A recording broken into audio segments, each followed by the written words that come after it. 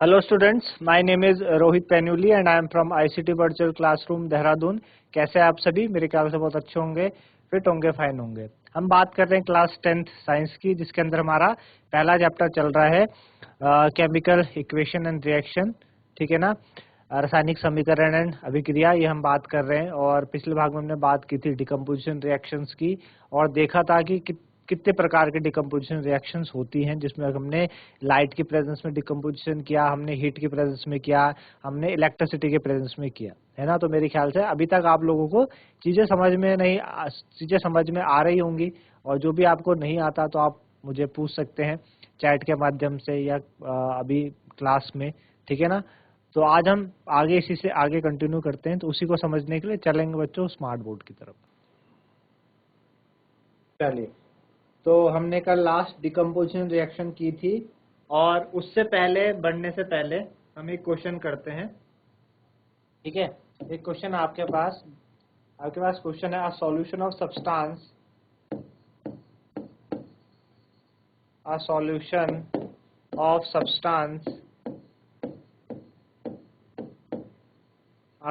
Of substance X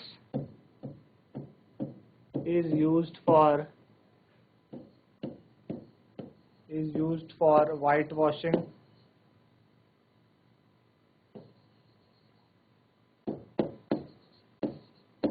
A solution of substance X is used for whitewashing.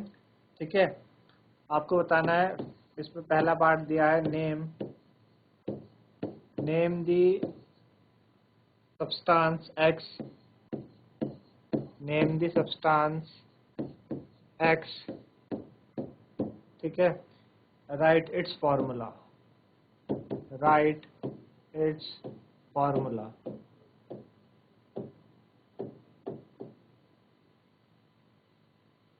second one is write the reaction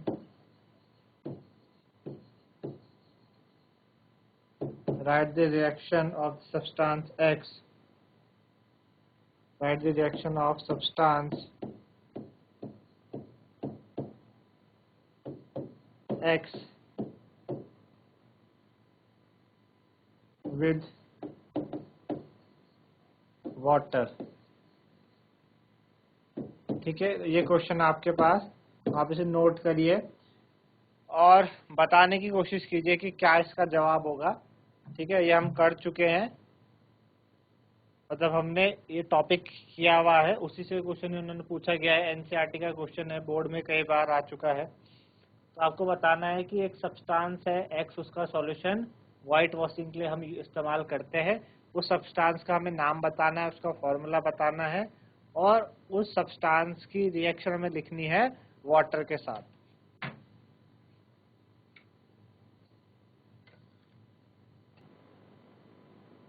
चलिए, note down आपने कर लिया होगा, इसका answer करते हैं। ठीक है, उन्होंने बोला एक सब्सटेंस एक्स है जो व्हाइट वॉशिंग के लिए यूज होता है ना। तो व्हाइट वॉशिंग के लिए हम किसका इस्तेमाल करते थे? क्विक लाइम का, है ना। तो क्विक लाइम CaO क्या हो जाएगा? क्विक लाइम, है ना। तो उन्होंने उसका नाम पूछा था, सब्सटेंस का नाम और फॉर्मूला। तो ये एक्स आपके पास जो हो जाएगा वो जाएगा CaO, इसका नाम क्या हो जाएगा? Quick lime. ठीक है, और कैल्शियम ऑक्साइड भी बोलते हैं इसको, कैल्शियम ऑक्साइड।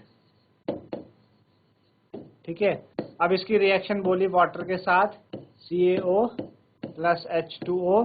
तो जब वाटर के साथ करते हैं तो क्या बनाता है ये? स्लेक्ड लाइम, CaOH का होल ट्वाइस, और प्लस क्या निकलती है? हीट निकलती है। तो ये क्या होगा आपके पास? Slaked lime.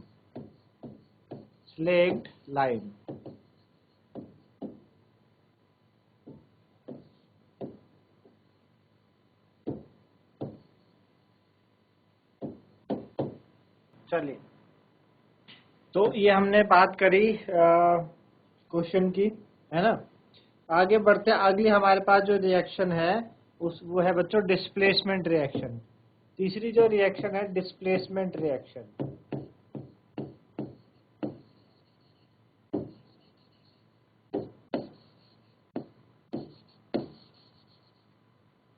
ठीक है, डिस्प्लेसमेंट रिएक्शन।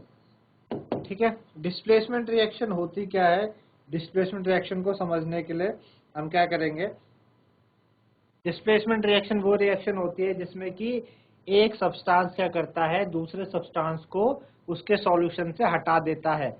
शर्त यह है कि जो सब्सटेंस दूसरे को हटा रहा है वो उससे ज्यादा क्या होना चाहिए, ज्यादा रिएक्टिव होना चाहिए, ज्यादा ताकतवर होना चाहिए, है ना, ज्यादा रिएक्टिव, ज्यादा ताकतवर होना चाहिए, ये है ना। तो डिस्प्लेसमेंट रिएक्शन ये चीज होती है ना। When a substance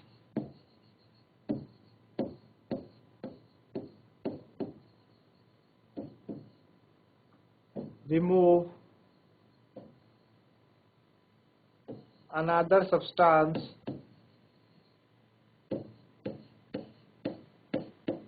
when a substance remove another substance from its salt solution is known as displacement reaction। उसको displacement reaction हम कहते हैं, ठीक है ना, उसको हम क्या कहते हैं बच्चों, displacement reaction कहते हैं। जैसे कि हमने बात करी Fe प्लस CuSO4, है ना, Fe प्लस CuSO4, ठीक है ना। Fe आपका आयरन होता है और CuSO4 क्या होता है बच्चों, कॉपर सल्फेट, कॉपर सल्फेट, ठीक है ना। हमने क्या करा, इन दोनों की रिएक्शन करवाई, तो आयरन क्या है, ज्यादा रिएक्टिव है कॉपर से, आयरन क्या है, कॉपर से ज्यादा रिएक्टिव है, कॉपर को हटा देगा यहाँ से और उसकी जगह खुद ले लेगा, तो क्या बन जाएगा FeSO4 और प्लस आपके पास क्या आ जाएगा, कॉपर अलग हो जाएगा, ठीक है ना। तो आपके पास क्या बना, ये आयरन सल्फेट बना, आयरन सल्फेट, ठीक है ना, क्या बना आपके पास, आयरन सल्फेट बना, ठीक है ना। आई बात समझ में। कॉपर सल्फेट जो होता है बच्चों किस कलर का होता है, ब्लू कलर का। कॉपर सल्फेट का सॉल्यूशन कैसा है, ब्लू कलर का। जैसे ही हमने क्या करा, ब्लू कलर के कॉपर सल्फेट में हमने आयरन डाला, है ना, तो उसका जो ब्लू कलर है वो डिसअपेयर हो गया, ब्लू कलर क्या हो गया आपका, डिसअपेयर हो गया, ब्लू कलर आपका हट गया और आपके पास आयरन सल्फेट आया। ये कैसा, हल्का ब्राउन ग्रीनिश कलर का होता है ना, ये कैसा आता है आपके पास, ग्रीनिश कलर का। आयरन सल्फेट कैसा होता है, हल्का सा ग्रीनिश कलर का आयरन सल्फेट आपका होता है, ठीक है ना। तो आपने देखा कि आयरन ने क्या करा, कॉपर को उसके सॉल्यूशन से हटाया, तो इसको हमने डिस्प्लेसमेंट रिएक्शन कहा। आप इसे नोट कर लीजिए। तो इस तरह की जो रिएक्शंस होती है उन्हें हम डिस्प्लेसमेंट रिएक्शंस कहते हैं। जब आपका नोट हो जाए आप हाथ उठा सकते हैं, ठीक है ना। तो यहाँ पे जो आपके पास कॉपर सल्फेट है वो ब्लू कलर का सॉल्यूशन था और आयरन सल्फेट ग्रीन कलर का सॉल्यूशन होता है, ठीक है ना, ग्रीन कलर का सॉल्यूशन होता है। तो आपसे कई बार क्वेश्चन पूछा जाता है कि जो आयरन नेल है वो ब्राउनिश हो जाती है ना, ब्राउनिश हो जाती है जब उसको क्या करते हैं हम कॉपर सल्फेट के सॉल्यूशन में डालते हैं और ब्लू कलर सॉल्यूशन का फेड हो जाता है। तो आप बताएंगे due to the formation of iron sulphate solution greenish colour का हो जाता है आपके पास, ठीक है ना, और जो नेल है वो कैसे हो जाती है, ब्राउन कलर की। अदर एग्जांपल अगर हम देखें डिस्प्लेसमेंट रिएक्शन के, तो जैसे कि आपके पास जिंक प्लस कॉपर सल्फेट, है ना, जिंक प्लस कॉपर सल्फेट, तो जिंक ज्यादा रिएक्टिव है कॉपर से, कॉपर को हटा के खुद वहां पे जगह ले लेगा, क्या बनाएगा, ZnSO4 बनाएगा और प्लस कॉपर को अलग कर देगा, ठीक है ना। तो ये भी आपने डिस्प्लेसमेंट रिएक्शन देखी, कॉपर ने क्या करा, जिंक ने कॉपर को डिस्प्लेस कर दिया। इसी तरीके से अगर हम लेड की बात करें, लेड होता है पीबी को जब हमने कॉपर क्लोराइड के सॉल्यूशन में हमने पुट करा, तो लेड भी क्या है, ज्यादा रिएक्टिव है कॉपर से, क्या करेगा, उसको डिस्प्लेस कर देगा और क्या बनाएगा, लेड क्लोराइड बनाएगा PbCl2 और प्लस कॉपर को डिस्प्लेस कर देगा। तो इस तरीके से हम देख पा रहे हैं कि जिंक और लेड ज्यादा रिएक्टिव एलिमेंट है कॉपर के मुकाबले, तो उन्होंने क्या कर दिया, कॉपर को उसके कंपाउंड से, उसके सॉल्ट सॉल्यूशन से डिस्प्लेस कर दिया, है ना। तो आपको इस तरीके की जो रिएक्शंस होती है इन्हें हम क्या कहते हैं बच्चों, डिस्प्लेसमेंट रिएक्शन कहते हैं, जिसमें कि एक एलिमेंट दूसरे एलिमेंट को उसके कंपाउंड से या उसके सॉल्ट सॉल्यूशन से डिस्प्लेस कर देता है। बाकायदा ये शर्त होनी चाहिए कि जो कंपाउंड जिसको डिस्प्लेस कर रहा है वो ज्यादा रिएक्टिव होना चाहिए, है ना। अगर मैं आपसे पूछूं कि अगर मैं ये बोलूं कि कॉपर प्लस जिंक सल्फेट है ना, कॉपर प्लस जिंक सल्फेट, तो क्या कॉपर सल्फेट प्लस जिंक बनेगा? तो ये रिएक्शन बिल्कुल नहीं होगी, नो रिएक्शन, है ना, ये रिएक्शन प्रोसीड ही नहीं हो पाएगी, बिकॉज जो कॉपर है वो आपका क्या है, copper is less reactive than zinc, less reactive than zinc.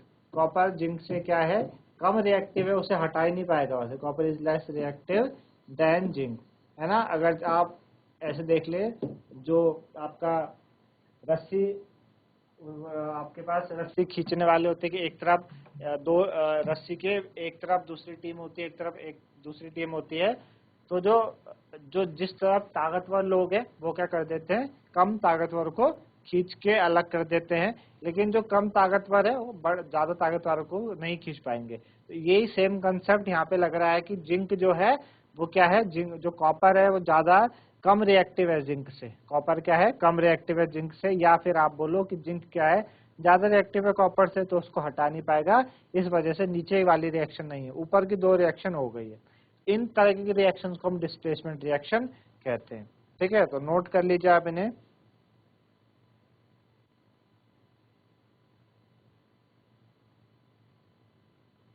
चलिए, तो नोट हो गया होगा आपका। आगे बढ़े, आगे हमारे पास अगली जो रिएक्शन आती है बच्चों, वो आती है double displacement reaction, double displacement.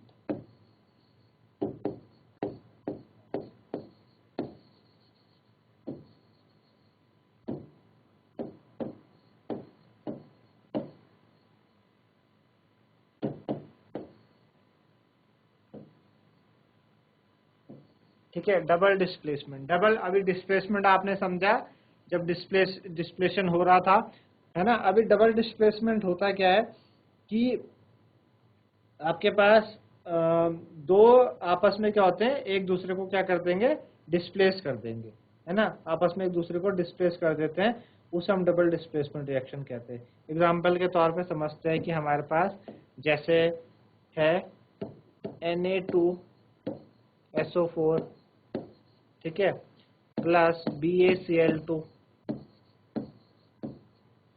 ठीक है ना। तो क्या बनेगा, अब यहाँ पे देखेंगे कि यहाँ पे होता क्या है, इन ऐसी जो रिएक्शंस होती है इनमें आपका जो आयंस है, आयंस क्या करते हैं, आपस में एक्सचेंज होते हैं, क्या करते हैं, आयंस आपस में एक्सचेंज होते हैं, एक्सचेंज ऑफ आयंस होता है।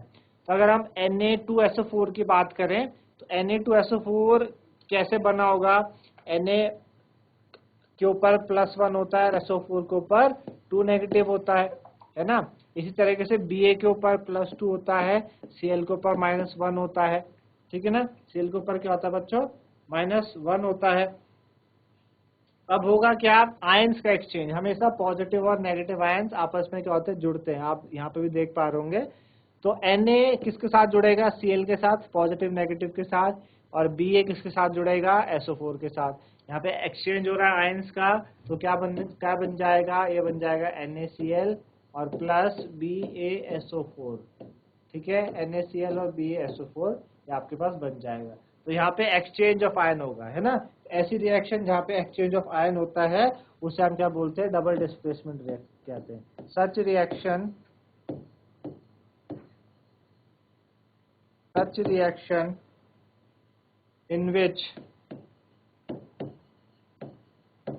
in which there is such reaction in which there is exchange of ions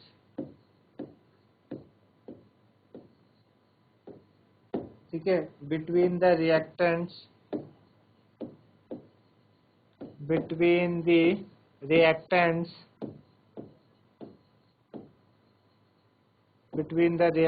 उसे हम कहते हैं डबल डिस्प्लेसमेंट रिएक्शन हम कहते हैं, ठीक है ना, उसे हम डबल डिस्प्लेसमेंट रिएक्शन कहते हैं। अब डबल डिस्प्लेसमेंट रिएक्शन की बच्चों एक खास बात ये भी है कि जब आप डबल डिस्प्लेसमेंट करते हैं, है ना, तो डबल डिस्प्लेसमेंट में क्या होता है, एक इनसॉल्युबल सब्सटेंस भी बनेगा, हमेशा डबल डिस्प्लेसमेंट में एक इनसॉल्युबल सब्सटेंस बनता है ना, और उस इनसॉल्युबल सब्सटेंस को हम प्रेसिपिटेट बोलते हैं। हमेशा डबल डिस्प्लेसमेंट में ये होगा कि एक इनसॉल्युबल सब्सटेंस बनेगा और उसे हम प्रेसिपिटेट कहेंगे। तो आपने देखा कि NaCl तो आपका क्या होता है, सोडियम क्लोराइड, ये वाटर में इजिली घुल जाता है, सॉल्युबल होता है, लेकिन ये जो BaSO4 है ये आपका क्या है बच्चों, इनसॉल्युबल है। कैसा है, इनसॉल्युबल। तो इनसॉल्युबल सब्सटेंस को हम क्या कहते हैं, प्रेसिपिटेट कहते हैं, प्रेसिपिटेट, है ना। तो अगर आपसे पूछेंगे भाई प्रेसिपिटेशन रिएक्शन क्या होती है, तो ऐसी रिएक्शन जो कि प्रेसिपिटेट को प्रोड्यूस करे उसे हम प्रेसिपिटेशन रिएक्शन कहते हैं। कई बार पूछा जाता है कि डबल डिस्प्लेसमेंट रिएक्शन को और किस नाम से जाना जाता है, तो प्रेसिपिटेशन रिएक्शन के नाम से जाना जाता है। क्या डबल डिस्प्लेसमेंट रिएक्शन प्रेसिपिटेशन भी कहलाती है? हाँ बिल्कुल कहलाती है, कि वहां पे प्रेसिपिटेट बनता है। तो आप देख पा रहे होंगे यहाँ पे क्या बन रहा है, प्रेसिपिटेट। प्रेसिपिटेट मतलब जो चीजें किसी सॉल्यूशन में घुलती नहीं है ना, जो घुलती नहीं नीचे बैठ जाती है। जैसे मिट्टी है ना, आप नमक डालो पानी में, नमक घुल जाएगा, है ना, पूरा घुल जाएगा। मिट्टी पानी में नहीं घुलेगी, नीचे बैठ जाएगी। तो मिट्टी क्या हो गया, प्रेसिपिटेट, इनसॉल्युबल सब्सटेंस होता है जो घुलता नहीं है, तो उसे हम प्रेसिपिटेट कहते हैं, है ना। आई बात समझ में। तो ऐसी रिएक्शन जहाँ पे कि आपका आयंस का एक्सचेंज होता है रिएक्टेंट्स के बीच में, उसे हम डबल डिस्प्लेसमेंट रिएक्शन कहते हैं, ऑल्सो कॉल्ड प्रेसिपिटेशन रिएक्शन, है ना। तो आप इसे नोट डाउन कर लीजिए। तो इस तरीके से बच्चों हमने बात करी आज दो और अपनी रिएक्शंस की, जिसमें कि हमने डिस्प्लेसमेंट और डबल डिस्प्लेसमेंट रिएक्शन के बारे में जाना।